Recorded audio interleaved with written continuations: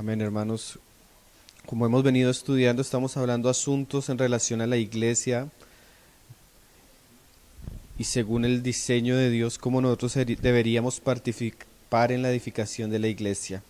Hoy ya sería nuestra séptima enseñanza. Desde el día de ayer comenzamos ya a hablar un poco de los ingredientes que deberían tener las reuniones de la iglesia, especialmente mirando lo que sucedía en el Nuevo Testamento con las iglesias del Nuevo Testamento. Al día de ayer hablamos de la importancia de la predicación de la palabra en la vida de la iglesia y hablamos para quién era el encargo de la palabra. Veíamos que era un asunto de los hombres, pero no de todos los hombres, sino como veíamos, hombres idóneos y fieles para la enseñanza. Hoy vamos a hablar un poco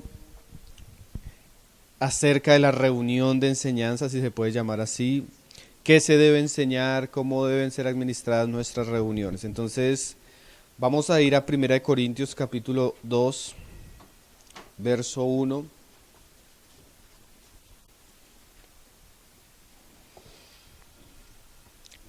Y vamos a ver qué se debe enseñar en la iglesia. No solo que debe haber reuniones de enseñanza, sino las escrituras nos muestran ciertos asuntos que deben ser parte vital de la vida de la iglesia.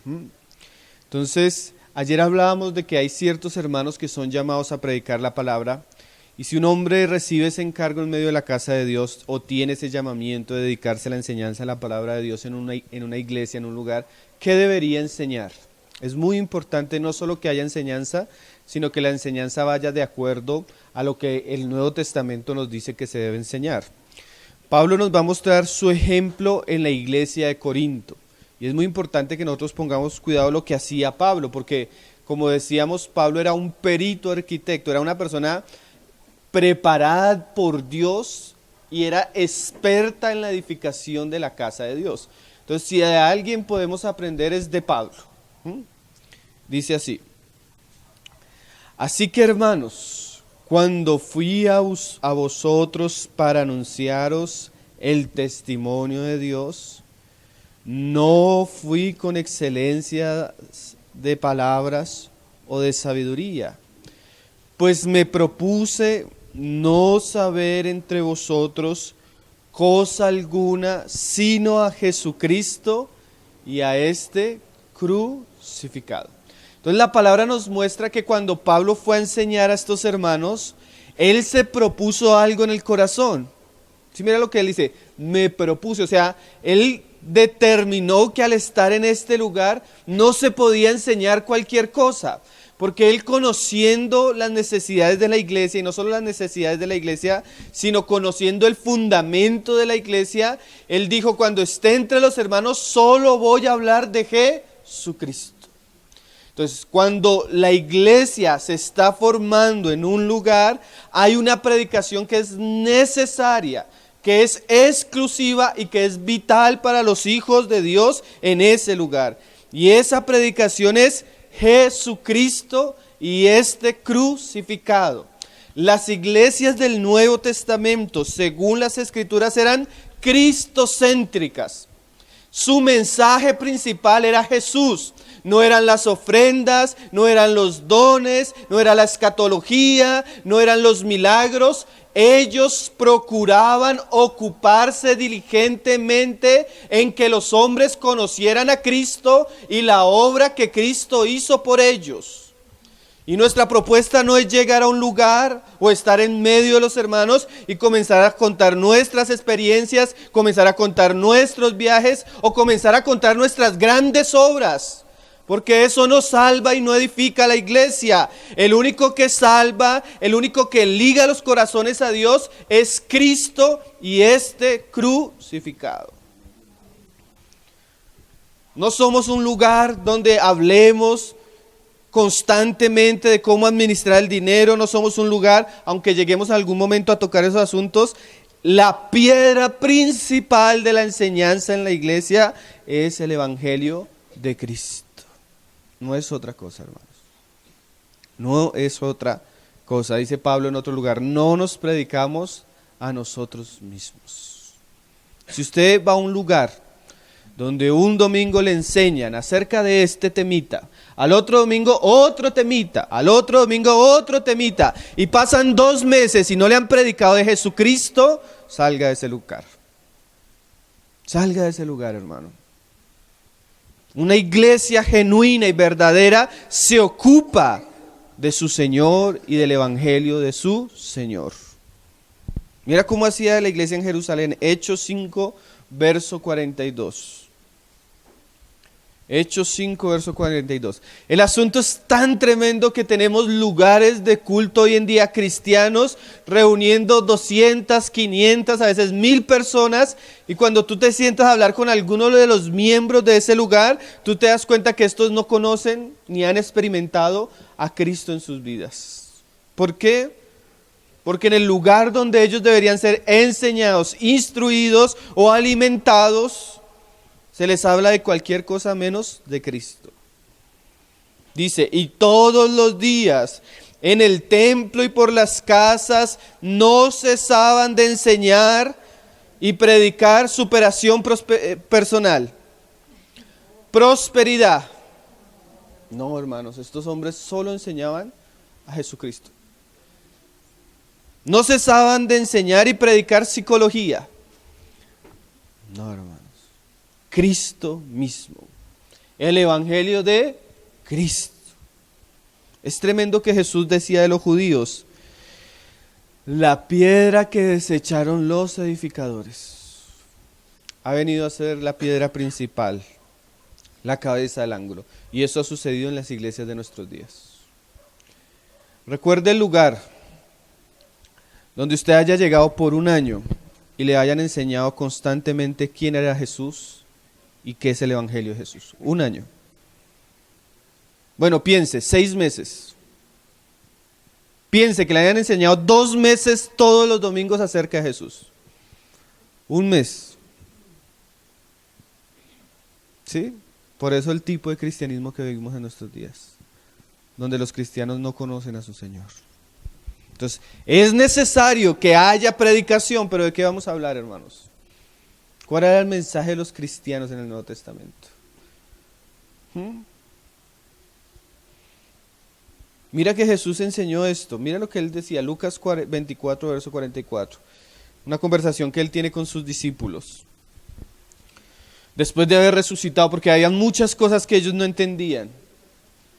Lucas 24, verso 44. Y les dijo: estas son las palabras que yo os hablé, estando aún con vosotros, que era necesario que se cumpliese. Y mire esas palabras: todo lo que está escrito de mí en la ley de Moisés, en los profetas y en los salmos. Desde Génesis a Apocalipsis, la Biblia es cristocéntrica. Moisés, la ley, los profetas, los salmos, los evangelios, las epístolas y Apocalipsis tienen un mensaje principal, y es Jesucristo. Los judíos se vanagloriaban de memorizar, de leer y conocer la Biblia. Y Jesús le dice: vosotros que escudriñáis las Escrituras y no queréis venir a mí, y las Escrituras dan testimonio de mí. Hay libros, nosotros nos hemos sentado con hermanos y hay libros escritos de muchos hermanos. Levítico, y comienza a ver a Cristo en el Levítico, la muerte de Cristo en Levítico, los sacrificios, como todo era una figura de Cristo. Los salmos, Cristo. Los profetas, el anuncio de Cristo. Los evangelios, el cumplimiento de ese anuncio. Hechos, la propagación de ese cumplimiento. Las epístolas, las iglesias que están edificadas bajo ese cumplimiento. Apocalipsis, el regreso del que ha de volver. Cristocéntrico, hermano. Todo el libro es cristocéntrico. Pero ¿qué debemos hacer? Lo que está haciendo Jesús. Comenzar a hablarle a los hermanos. ¿Para qué? Para que suceda esto en el verso 45. Entonces les abrió el entendimiento. Sí, hay que comenzar a enseñar a la iglesia en relación a Cristo, cosa que cuando la iglesia llegue a la Biblia, su mente sea alumbrada. Pablo decía: los judíos leen, con un velo. Pero una vez se convierten a Cristo, el velo es quitado y ahora ven a Cristo en cada uno de los pasajes de las Escrituras. ¿Para que qué? Comprendiesen las Escrituras. Y les dijo, porque algo que es muy cierto, siempre que nosotros vayamos a exponer la Escritura debemos decir, así está escrito. ¿Qué deben enseñar nuestros hermanos cuando se reúnen? La Biblia, hermanos. La Biblia. Porque hoy en día hay muchos que ponen al lado de la Biblia otros libros. Entonces se paran a predicar y no hablan acerca de las Escrituras, sino cuentan el testimonio del gran hombre de negocios que está prosperando. Y comienzan a basar la enseñanza en otros asuntos cuya roca no es la palabra de Dios. Pero siempre debemos estar con lo que está escrito. Y así fue necesario que el Cristo padeciese y resucitase de los muertos al tercer día, y que se predicase en su nombre el arrepentimiento y el perdón de pecados en todas las naciones, comenzando desde Jerusalén. Por eso era que los apóstoles eran tan serios en su enseñanza acerca de Jesús, porque ese era el encargo que habían recibido de él mismo. Ahora, es muy interesante, como venimos diciendo, que estos hombres, eso que vieron, eso que conocieron de Cristo, lo dejaron escrito en el Nuevo Testamento. Entonces, una de las características que debe tener nuestras reuniones de enseñanza de la palabra en medio de la iglesia es que son reuniones prácticamente de lectura. ¿En qué sentido? Vamos a leer eso en 1 Tesalonicenses 5, verso 27.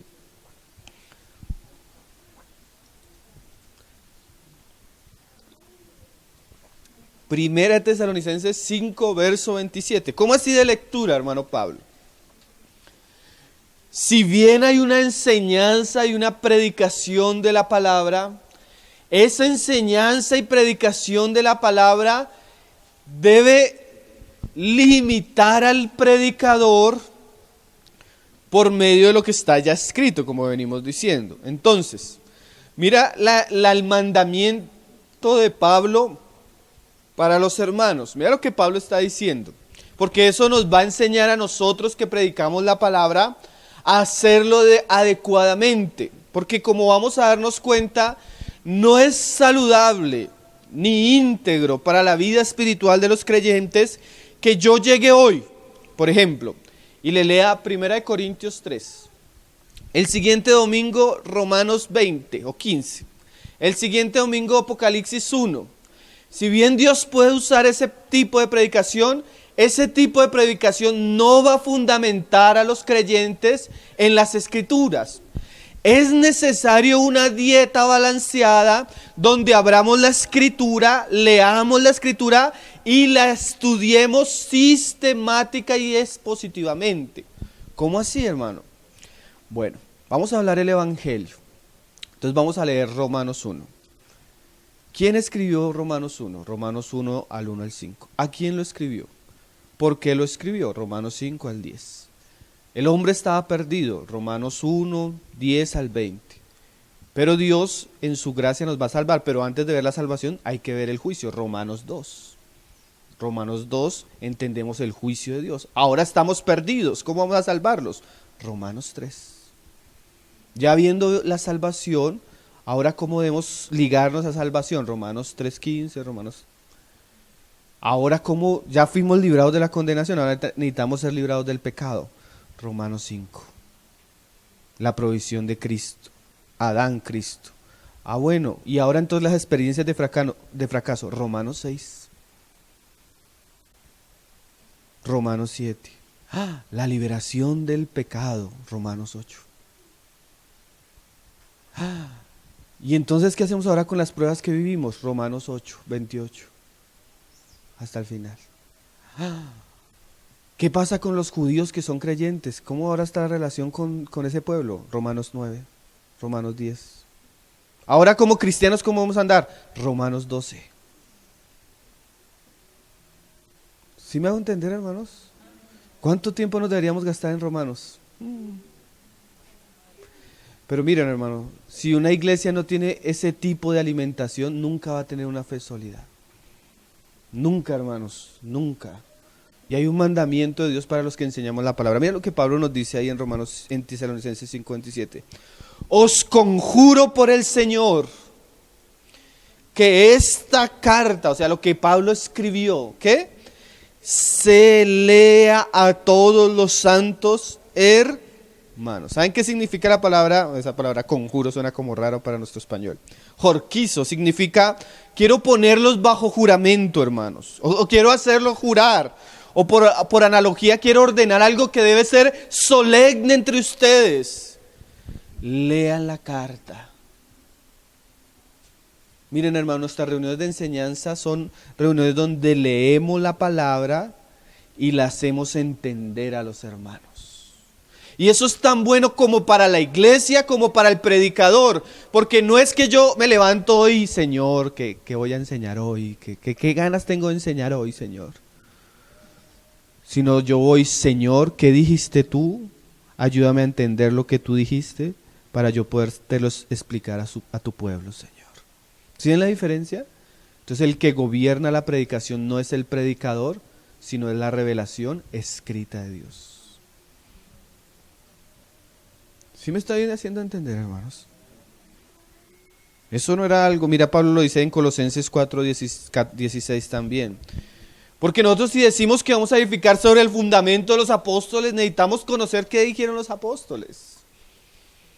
¿Sí? Necesitamos conocer en detalle qué dijo Juan en 1 de Juan, 2 de Juan, 3 de Juan, el Evangelio. Qué dijo Pablo, Romanos, Gálatas, Corintios, leer esas cartas y comenzar a estudiarlas y a predicarlas. Dice Pablo ahí, cuando esta carta haya sido leída entre vosotros. Colosenses, ¿no? 4:16. Nosotros a veces hemos durado, en 1 de Juan hace poco duramos como 2 años con los hermanos. Romanos hasta el capítulo 1 duramos como 1 año y medio estudiándolo con los hermanos. Cuando esta carta haya sido leída entre vosotros, hermano, eso es muy importante. No pase de carta en carta. Cuando usted lean una carta y la estudien, la enseñen, ya la estudiaron, ya puede pasar a la otra. Pero a veces la predicación parece un buffet. Entonces ponemos el buffet, ¿qué queremos hoy, Señor? Entonces comemos un poquito acá, un poquito acá. Entonces si la iglesia quiere que, entonces los hermanos, hermano, estamos interesados que nos hables de... Y a veces la iglesia pide cosas que no sabe, que no necesita. Por ejemplo, cuando usted tiene un niño y usted le pone en la mesa chocolatinas, dulces, verduras, frutas, ¿qué va a coger el niño? Y eso, ¿saben qué, hermano? Eso pasa en la predicación.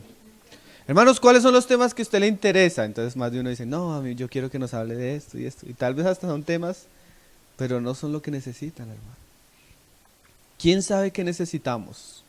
Dios. Y nos dejó su palabra escrita. Entonces, ¿qué deberíamos hacer? ¿Qué debe hacer el predicador? Dijo el hermano John MacArthur, y muy sabiamente lo dijo, nosotros no preparamos el alimento, simplemente vamos a la cocina y lo traemos.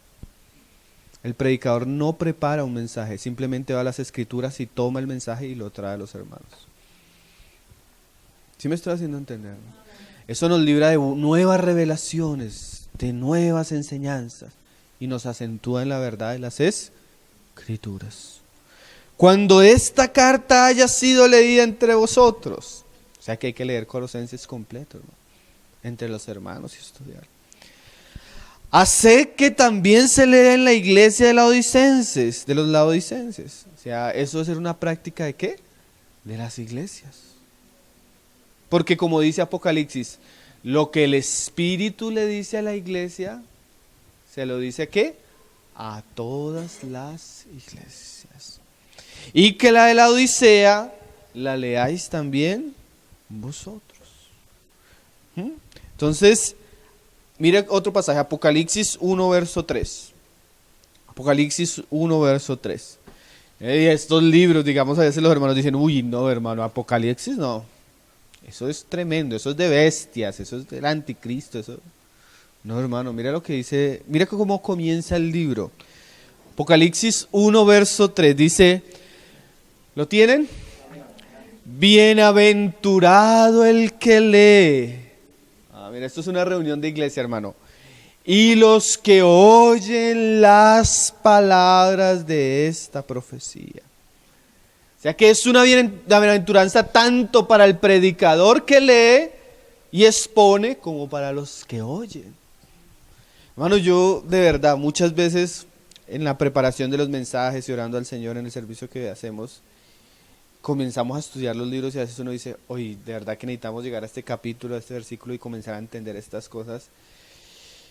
Y ya no es que yo traigo mi conocimiento a los hermanos, sino que es que yo cuando voy a la palabra tiene un impacto sobre mi vida, tiene una luz hacia mi vida, y que cuando voy a hablar, yo sé que voy a hablar a los hermanos no lo mío, sino lo que Dios dijo. Y hermano, ¿y saben qué, hermano? Eso da autoridad al que predica. Yo muchas veces me he encontrado entre fieras y leones. Y los hermanos se levantan, ¿y por qué? Entonces uno saca la Biblia y dice, bueno, mire, discuta con el que la escribió, no conmigo. Hermano, ¿con qué autoridad nos dice esto? Con la autoridad del que lo inspiró y lo dejó escrito. No pelee conmigo porque no es mi mensaje el que yo estoy trayendo. Pelee con la Biblia. Pero ahí es una pelea difícil, una roca pesada. Bienaventurados, hermanos, bienaventuradas las iglesias que leen, hermano, y que oyen las profecías, las palabras de estos libros, hermano. Y no solo eso, sino y guardan las cosas en ellas escritas, porque el tiempo está cerca. Hermanos, por eso les decía ayer, tiene que haber un avivamiento en la iglesia, una restauración del ministerio de la palabra. Si no, la iglesia no va a prosperar, hermano. Mírelo, el ejemplo que nos da en el Antiguo Testamento, Nehemías 8, verso 7. Mira qué era lo que era una reunión de lectura, porque a veces nosotros pensamos que la reunión de lectura es solo leer, no, es leer y exponer esa lectura. Pero ¿qué es la exposición bíblica en la iglesia? Nehemías 8, verso 7. Están en un tiempo de restauración, así como la iglesia debería estar en un proceso de restauración en nuestros días. Y mira lo que hacía Nehemías y los levitas. 8, verso 7. Y los levitas, Yeshua, Bani, Serebías, Jamín, Acús, Abetai, Jodías, Masías, Kelita, Sarías, Josabet, Anán y Peleaya, hacían, mira esta frase, hacían entender al pueblo la ley, y el pueblo estaba atento en su lugar. Y leían el libro de la ley de Dios claramente. Mira, ¿qué se debe hacer en la iglesia? Leer el libro, ¿pero qué? Claramente. Claro que aquí hay una situación de que ellos ya parece que no entendían el idioma original del libro, entonces tenían que haber algunos traductores. Gracias al Señor ese trabajo ya lo hicieron nuestros hermanos Casiodoro de Reina, Cipriano de Valera. Entonces ya está en nuestro idioma, pero aún así debemos leer para que nuestros hermanos ¿qué? Entiendan. Y mira lo que dice, y ponían el sentido. O sea que cuando leemos no solo hay que leer, sino hay que ponerle el sentido. Por ejemplo, por más que uno quiera ser misericordioso y amoroso, yo no me imagino leyendo ese pasaje de los evangelios. Generación de víboras. Hay que ponerle sentido a ese pasaje. Hay que leerlo con el acento que eso debe tener, ¿no? Imagínese usted a Juan el Bautista, el profeta en el desierto. Yo creo que él no decía generación de víboras. No, había un tono y había un sentido. Hay partes de la escritura que por más que nosotros queramos, son partes de la escritura que tienen un sentido muy fuerte. ¿Sí? Hay pasajes que, Apocalipsis, bueno, las epístolas de Pablo, que uno debe darle el sentido, el peso al pasaje. Y eso es lo que hacemos los predicadores. No traer un nuevo mensaje, sino darle sentido al pasaje. De modo que, ¿qué? Que los hermanos, ¿qué pase? De modo que entendiesen la lectura. Es tan importante que los cristianos no tengan una fe ciega como la que tenían los hombres que iban a los ídolos, que iban, adoraban y salían y ni entendían que adoraban. En la iglesia no, hermano, hasta los cánticos, las oraciones, debe haber un ¿qué? Un entendimiento claro. Porque hoy en día, ¿qué ha pasado con el cristianismo? Con una ola de excesos acerca de los dones, parece que entre más irracional es más espiritual. Entonces si la persona se bota al piso y se revuelca y grita y se ríe desaforadamente, es de Dios. No, hermano, Dios no es Dios de confusión. Y Dios nos dio la mente porque nuestra fe es una fe razonable, es un culto racional. ¿Sí? Y una de las obras que hace Satanás cuando se predica la palabra es que aquellos que no entienden, ¿qué hace él? Viene y roba. Entonces nuestra predicación debe primero ser dirigida antes que a las emociones, antes que a los sentimientos, a la mente, para que nuestros hermanos entiendan y la palabra de Dios halle cabida en sus corazones. ¿Sí? Mira lo que dice el Salmo 119, claro, es lectura y es exposición. Hacer entender, esa es la obligación de los predicadores de la casa de Dios, de los ministros de la palabra. Salmo 119, verso 130. La exposición. Eso es muy bueno. Hoy en día hay algunos hermanos que tienen libros muy buenos de predicación expositiva.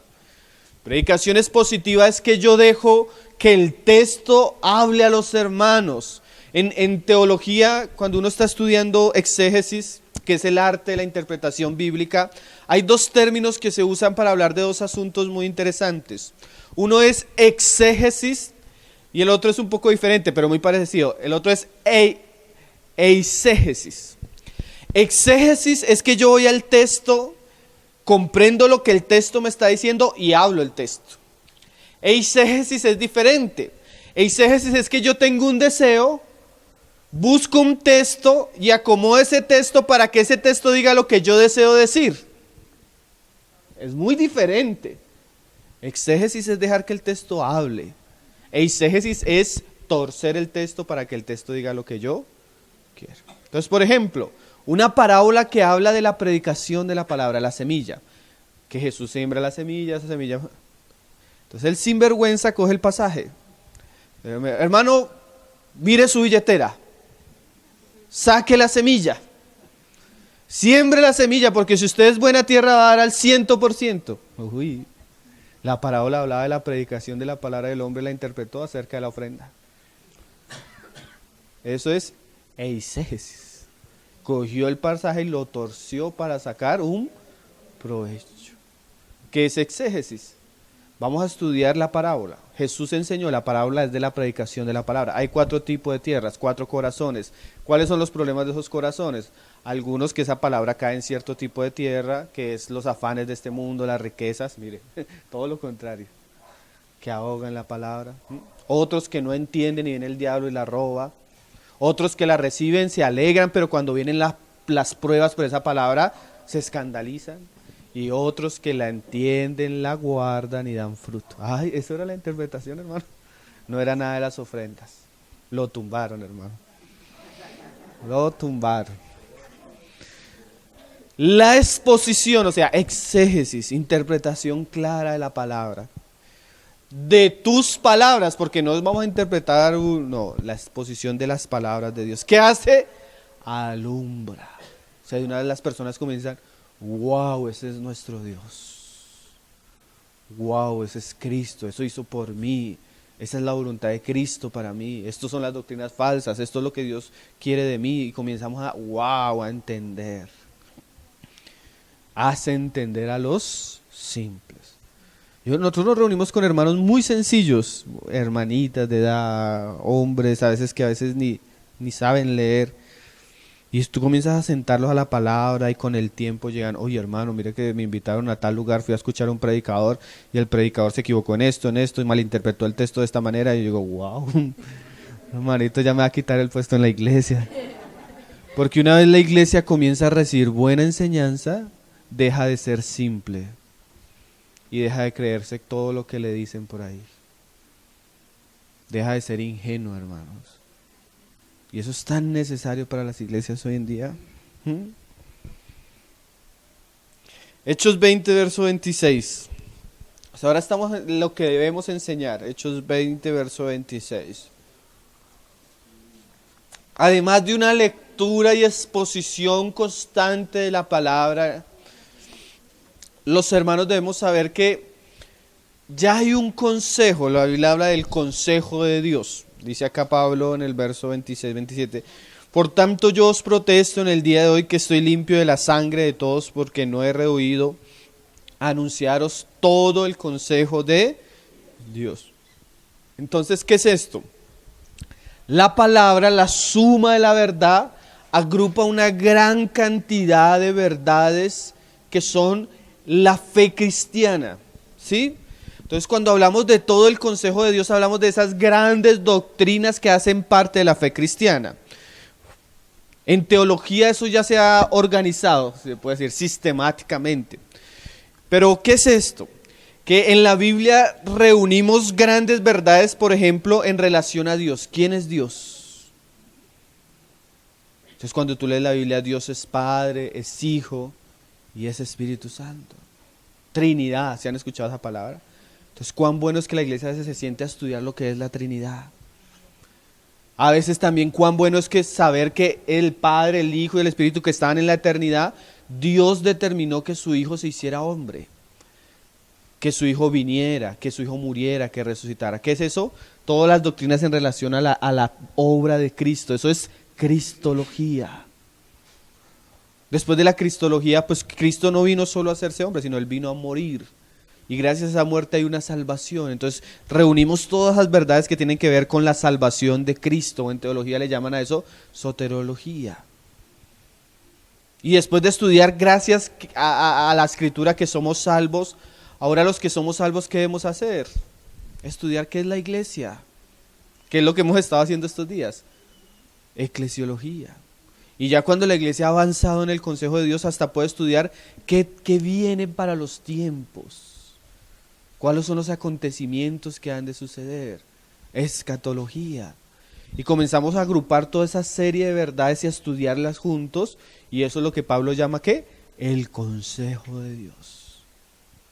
Y comenzamos a ver que la iglesia es una iglesia doctrinalmente sana porque conoce las verdades, las ha experimentado. ¿Sí me hago entender, hermano? Este asunto de enseñanza de la palabra es un asunto, ¿sabe cuánto nos va a durar, hermano? Toda la vida, hermano. Por eso debemos, como leíamos ayer, perseverar, o sea, entregarnos a esto. Entregarnos a esto. Bueno, ahora ya avanzando un poco de lo que se debe enseñar, ¿cómo deberían ser nuestras reuniones? Es muy difícil establecer una norma, pero vamos a ver algunos principios que la palabra nos da acerca de las reuniones y especialmente cuando hay enseñanza de la palabra, que esto es muy importante que nosotros lo sepamos. Vamos a ir a algunos pasajes que nos sirven de ejemplo. Nehemías 8, verso 1. Ahorita estábamos en el pasaje de Nehemías, ¿no?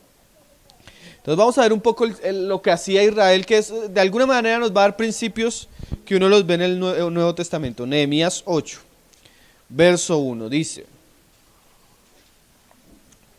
Estamos hablando de las reuniones de la iglesia, lo mismo ayer, hermano. Ayer cuando hablábamos de la mujer, el rol de la mujer, no estábamos hablando de si ella no puede hacer ciertas cosas fuera, no estamos hablando exclusivamente de lo que debe suceder en la iglesia, en la casa de Dios. Dice Nehemías 8:1, dice, y se juntó todo el pueblo como un solo hombre en la plaza que está delante de la puerta de las aguas. Y dijeron a Esdras el escriba que trajese el libro de la ley de Moisés, la cual Jehová había dado a Israel. El primer principio que encontramos en este pasaje, esto es muy tremendo porque ni siquiera fue Esdras el que planeó, sino se reunió el pueblo y le dijo, Esdras, necesitamos una reunión de enseñanza, Esdras. Qué bueno cuando la iglesia comienza a sentir que tiene necesidad de escuchar la palabra de Dios, hermano. Nuestros tiempos de reunión de enseñanza de la palabra fueron tiempos que surgieron de la misma necesidad de la iglesia, y la iglesia oraba y duramos orando casi un año para que Dios nos diera tiempos específicos de estudiar la palabra. Porque se necesitan, hermano. Más un ambiente donde los hermanos son nuevos y entonces necesitamos aparejar esos tiempos para que haya tipos de reuniones específicas para esto. Dice ahí que se juntó el pueblo como un solo hombre. ¿Quién se reunía a escuchar la palabra? El pueblo. Más adelante se nos va a decir exactamente a quién se está refiriendo. Dice, y el sumo sacerdote Esdras trajo la ley delante de la congregación, así de hombres como de mujeres. Y saben que Israel perdió esto en su religiosidad. Ellos sacaron a las mujeres de la enseñanza. Por eso cuando Jesús comienza a enseñar en la casa de Marta y María se sentó a sus pies, eso era un escándalo para los rabinos de la época, porque la mujer no tenía parte en la enseñanza. Los rabinos excluyeron a la mujer. Cristo la volvió a poner a sus pies. En la congregación, ¿quiénes deben reunirse a escuchar la palabra? Hombres y mujeres. Dice, y todos, no solo hombres y mujeres, porque es que hoy en día sacamos a los niños de los cultos de enseñanza de la palabra, para que vayan a colorear. Y de todos los que podían entender el primer día del mes séptimo. ¿Quiénes deben estar en nuestras reuniones? Todos los que pueden entender. O sea que si su niño ya va a un jardín y la profesora le dice colorea acá y él puede entender eso, también puede entender la palabra. Es tan peligroso que excluyamos a los niños del culto porque cuando llegan a los 12 o 13 años ya no van a querer estar ahí. Además, el daño que le hacemos a nuestras hermanas sacándolas del culto, el único tiempo tal vez que van a tener para escuchar una buena enseñanza, ellas se salen a hacer algo. No es todo, hermano. Aunque la iglesia puede tomar la decisión que en otro momento los niños puedan tener su tiempo juntos, cuando se enseña la palabra deben estar todos. Eso es lo que enseña la palabra, hermano. Eso es lo que les decían estos días. La escuela dominical es un asunto del siglo pasado. Y sucedió con el deseo de un hermano de enseñar a niños pobres que no tenían padres a leer y usó la Biblia para eso. O sea, niños que no tenían padres. Porque yo no tengo que llevar, a mí me decían, hermano, lleva a la niña a la enseñanza de niños y esto, ¿no? La niña no necesita, no que tiene un papá que la enseña en la casa para que comparta con los otros niños, pero para que le enseñen no, porque yo la enseño. Pero es que los papás no quieren enseñar a sus hijos en su casa, ni las mamás. Deuteronomio 31, verso 11 dice, Deuteronomio 31, verso 11 dice, cuando viniere, ¿lo tienen? Que me toca ir como rápido por el tiempo, hermano. 31, verso 11. Vamos a ir así. Dice, cuando viniere todo Israel a presentarse delante de Jehová tu Dios en el lugar que Él escogiere. Ayer hablábamos del lugar, ¿no? ¿Cuál deberían ser los lugares? No, antier. Entonces una vez escogemos un lugar debemos venir.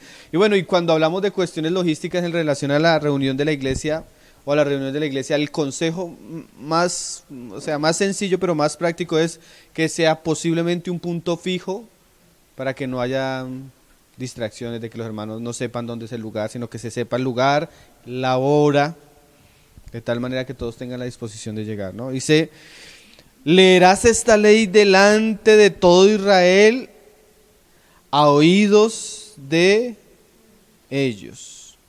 Harás congregar al pueblo. Mira que esto es hay que hacerlo, hay que enseñarle a los hermanos. Varones y mujeres y niños. Y aún mire lo que dice ahí. Y tus extranjeros que estuviesen en tus ciudades. O sea, debemos enseñar a la congregación que cuando se reúne, los hermanos, líderes de sus hogares, deben traer a sus esposas y a sus hijos para estar delante del Señor, a oír la palabra santa del Señor. ¿Para qué? Para que oigan y aprendan. Porque aunque usted no se da cuenta, sus hijos oyen y aprenden. Yo me acuerdo una vez hicimos un estudio, de eso que ahorita les decía, nos reunimos todos los hermanos los miércoles a estudiar teología. Bueno, el tema es así, pero a estudiar de Dios, de la palabra de Dios. Entonces, el primer estudio que hicimos fue teología propia, a estudiar los atributos de Dios. ¿Quién es Dios? Dios es todopoderoso, Dios es omnisciente, Dios es omnipresente y todos esos atributos. Y llega y estaba yo después a los días comiendo en mi casa y me volteé a mirar. Mi hija era chiquita en esa época. Me dice, uy, tremendo, Dios está en todo lugar. Porque habíamos hablado de la omnipresencia de Dios. Y ella comenzó a razonar y a hablarme de lo que habíamos estudiado hace varios días. Y yo pensaba que ella iba y se distraía. ¿Y usted no sabe que sus hijos están? Usted no sabe que su hijo esté guardando y que eso va a quedar en el corazón. Me acuerdo una vez también tanto que estaba escuchando una predicación, no fue en la iglesia, no estaba escuchando una predicación y yo escuchando el mensaje, cuando el hermano dice, nosotros tenemos un apartamento donde se ve el segundo piso. Entonces yo estoy escuchando el mensaje cuando el hermano dice al final de la predicación, ¿no? Que hermano, vamos a levantarnos, vamos a hacer una oración, vamos a levantar nuestras manos, a pedir perdón al Señor. Y yo llegué a apagar el mensaje cuando volteó a ver a la niña chiquita que estaba en el cuarto, que se paró y comenzó a levantar las manos. Allá en el cuarto y estaba. Uno no sabe, hermano, no excluya a sus hijos de las reuniones de la iglesia, hermano.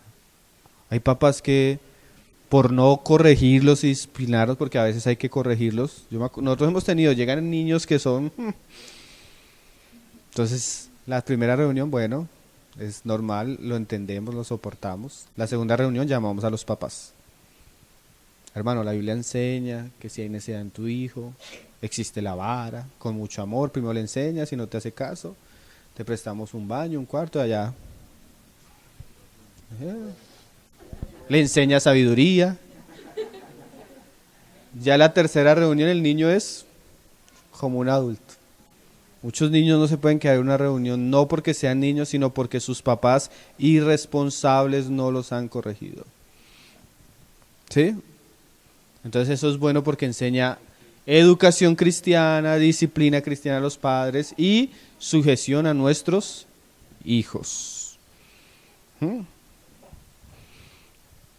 Para que oigan y aprendan a temer a Jehová vuestro Dios todos los días que viviereis sobre la tierra donde vais, pasando el Jordán para tomar posesión de ella. La Biblia dice que las cosas son reveladas son para nosotros y nuestros hijos.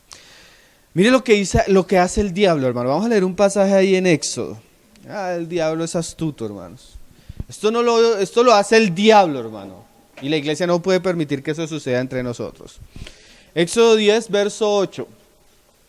Y Moisés y Aarón volvieron a ser llamados ante Faraón. Este es el hijo del diablo, el Faraón. El cual dijo, anda, servid a Jehová vuestro Dios. Pero le pregunta a Faraón a ellos, pero ¿quiénes son los que van de ir? Moisés respondió, hemos de ir con nuestros niños y con nuestros viejos, con nuestros hijos y nuestras hijas, con nuestras ovejas y con nuestras vacas hemos de ir. Esto se lleva hasta la reunión de la iglesia, los animales. Porque es nuestra fiesta solemne para Jehová. Y él les dijo, amén, así sea Jehová con vosotros. Pero mira lo que dice el diablo. ¿Cómo voy a dejar ir a vosotros y a vuestros hijos? O sea, van ustedes, pero a sus hijos no los lleven. Mira el asunto, hermano. ¿Saben qué hacen los gobiernos comunistas, socialistas, o los gobiernos que quieren controlar la población? Adoctrinan a los niños. No a los adultos, porque los viejos ya vienen sesgados. Pero si ellos pueden influenciar la nueva generación, van a tener el poder. El diablo sabe eso, hermano. Y eso ha pasado en la iglesia. Cristianos que vienen a domingo, cantan, a veces traen al niño, pero lo tienen entregado a la televisión, al internet. Y cuando vienen los 13 años, 14 años, el muchacho parece el anticristo, se preguntan por qué. ¿Por qué? ¿Por qué la muchacha quedó embarazada? ¿Por qué el muchacho está consumiendo drogas? ¿Por qué hay tendencia homosexual entre los muchachos? Porque están llenos de malas amistades. Los papás los dejaron que el diablo los educara, hermano. Hasta en la misma educación que reciben sus hijos en los colegios hoy es más pagano que que Egipto. Dice él, mirad cómo el mal está delante de vuestro rostro. O sea, el diablo se indignó porque estos querían educar a los hijos. No será así. Id ahora vosotros los varones y servid a Jehová, pues esto es lo que vosotros pedís. Y los echaron de la presencia. O sea, si quieren ir, vayan ustedes. ¿Se fueron ellos? No, hermano. Y ahí el Señor dijo, ahora sí, extiende Jehová, Dios, dijo el Señor. Entonces Jehová dijo a Moisés, extiende tu mano sobre la tierra de Egipto para traer langostas, o sea, plaga y juicio. Pero si ven, hermanos, cómo el diablo sutilmente quiere sacar a los hijos, no solo a veces del mismo hogar, de la influencia de los padres, sino a veces de la misma congregación. Jesús dijo, dejad venir a los niños a mí, no se lo impidáis. Porque a veces hay una molestia y como que los niños estaban molestando y los judíos, Jesús dijo, no, déjenlos venir. Solo que trayéndolos hay que enseñarles. Pero la enseñanza es para toda la congregación. Seguramente hay niños que todavía no entienden, un niño de meses, un año y medio todavía no entiende. En el caso lo que la madre y los padres pueden hacer es tener el mayor cuidado para que no distraiga. A los 2 años y medio ya se puede sentar, ya de pronto está coloreando, a los 3 años ya entiende. No le traiga comida, no le traiga colores, que ponga cuidado. ¿Sí? Nehemías 8, verso 11. Vamos avanzando. Nehemías 8, verso 11. Cuando hay reunión de la palabra, ayer leíamos, y yo sé que más de uno abrió los ojos cuando leíamos los pasajes. Cuando dice la palabra que la mujer calla y todo eso. Dios es malévolo. ¿Cómo le va a prohibir a las mujeres que hablen? Pero ¿cuál es el asunto de esos pasajes, hermano? No solo la mujer debe callar. En general, cuando se enseña la palabra, la congregación debe callar. Y debe dar un espíritu de reverencia y temor a la palabra que se ha de leer. ¿Sí me hago entender, hermanos? Mira lo que hacían Nehemías 8:11. Y acá ellos no están haciendo bulla de que interrumpan o opinen o muchas cosas, sino estos estaban lamentándose y llorando por la condición espiritual en la que estaba. Mira lo que hacían los levitas. Los levitas pues hacían callar a todo el pueblo. Cuando hay enseñanza de la palabra, el tiempo de la palabra, ¿qué debemos enseñar al pueblo? A guardar silencio, a estar en quietud, para estar atentos. Lo mismo con nuestros niños. ¿Qué vamos a hacer con nuestros niños? Enseñarlos a callar.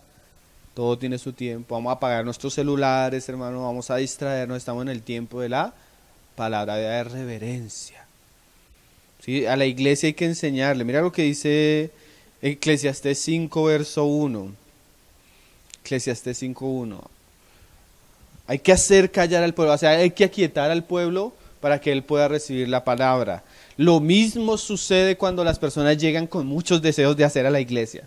Entonces hermanos, que yo tengo esto, y vienen con un afán y quieren hacer muchas. ¿Qué hay que enseñarle a esa persona? Que se aquiete, se siente, vamos a discipularla, 2, 3 años en la palabra, vamos a ponerla que se alimente bien. Y ahí sí miramos cuál es el llamamiento que tiene. Porque hermanos, antes de cualquier servicio, ministerio, los cristianos deben ser enseñados y discipulados. ¿Sí? Una vez llegó a reunirse con nosotros unas hermanitas que, ay hermanos, que nosotros tenemos la carga de evangelizar esos allá y vamos a ir y bueno, ¿y qué le van a enseñar? No, pues ya preparamos los títeres, hermano. Van a ir a predicar con los títeres. Hermana, ¿qué es el evangelio? Aquíete, siéntese. Si después de 2, 3 años instruyéndose, aprendiendo la palabra y vemos que Dios la ha llamado a eso, tal vez vamos a orar y la vamos a acompañar. ¿Sí me hago entender? Antes de cualquier servicio, hermano, los hermanos deben ser instruidos en la palabra. Todo surge de ahí. Dice, cuando fueres a la casa de Dios, guarda tu pie y acércate, ¿qué? Más para oír que para ofrecer el sacrificio de los necios. Nosotros vamos a hablar en estos días de la oración, de las reuniones de oración. Y hay un pasaje que dice que cuando el pueblo desecha el conocimiento, aún su oración es abominable. O sea, un pueblo que no han sido entendido por la Escritura, es un pueblo que ni siquiera sabe orar. Porque usted hoy va los días a escuchar orar y entonces se paran a orar. Decretamos y atamos y reatamos y recontratamos en la oración. Y usted va a leer, ¿será que eso es bíblico? Y los hermanos no saben ni orar porque no conocen las Escrituras. Comienzan, hermano, tenga fe, y creer que tener fe es visualizar algo. Yo visualizo mi carro. Entonces lo pongo en la nevera y todos los días paso por ahí, decreto que voy a tener ese carro en el nombre de Jesús. Y esa es la oración que hacen muchos. No saben ni orar. ¿Qué toca enseñarles? Primero hay que, aquíétate, hermano, guarda tu pie y acércate más bien para oír que para ofrecer el sacrificio de los necios. Porque en muchos casos, como dice ahí, no saben que hacen mal. ¿Por qué? Porque nunca leyeron. Pero si nosotros cogiéramos todas las oraciones del Nuevo Testamento y leyéramos cómo oraba Jesús, ¿por qué oraba Jesús? ¿Cómo oraban los apóstoles? ¿Por qué oraban los apóstoles? Ahí aprendemos a orar, hermano. ¿Sí? Pero a veces no hay palabra. Entonces, sentarnos, aquietar a los hermanos para que haya buenos tiempos de la palabra. ¿Debería haber un horario para las reuniones? Claro que sí, hermano, debe haber orden, saber un lugar, un tiempo. Los hermanos que presiden pueden marcar muy claramente las reuniones de enseñanza. Digamos, los domingos vamos a tener la cena, la alabanza, las oraciones y tanto tiempo de la palabra. A veces hay lugares, nosotros acostumbramos que dependiendo del tipo de reunión, acabamos la enseñanza y damos lugar, espacio a las preguntas. ¿Sí? Ya no es que los hermanos interrumpen la enseñanza, sino que los mismos hermanos dan al lugar para que lo que se enseñó sea aclarado más. También a veces acostumbramos que se enseña en un tipo de reunión y después cada hermano comparte, o en libertad, ¿no? Comparte lo que Dios lo tocó en la palabra. Entonces no solo predicamos, sino dejamos que la iglesia comparta y en comunión se edifique. Lo importante es que eso debe mantenerse en orden delante del Señor. Termino leyendo un pasaje, 1 Timoteo 3, verso 14. Como les dije, hermanos, estamos resumiendo los temas. La idea es poder abarcar un poco más de asuntos, pero esto es un asunto muy importante que la iglesia debe considerar. 1 Timoteo 3, 14. ¿Por qué estamos hablando estas cosas? Dice Pablo a Timoteo. Esto te escribo, aunque tengo la esperanza de ir pronto a verte. Damos gracias al Señor porque lo que le escribió Pablo a Timoteo nos llegó a nuestros días. Pero dice Pablo, para que si tardo, sepas cómo debes conducirte en la casa de Dios. O sea que la Escritura Dios nos dejó escrito, ¿para qué? Para que nosotros sepamos qué debemos hacer en la casa de Dios. ¿Sí me hago entender, hermano? Porque si nosotros sabemos lo que vamos a hacer en la casa de Dios, lo que debemos hacer por la casa de Dios, pues vamos a evitar que, digamos, suceda lo que sucede en nuestros días. Que el hermano fulano de tal se vistió de payaso, pasó al púlpito, no preguntó, sino se puso a contar chistes. O nosotros algunos se tiene que parar y decir, no te corresponde a ti hacer eso. El púlpito no es para eso, ¿cierto? ¿Para qué es? Para predicar a Cristo, no para contar chistes.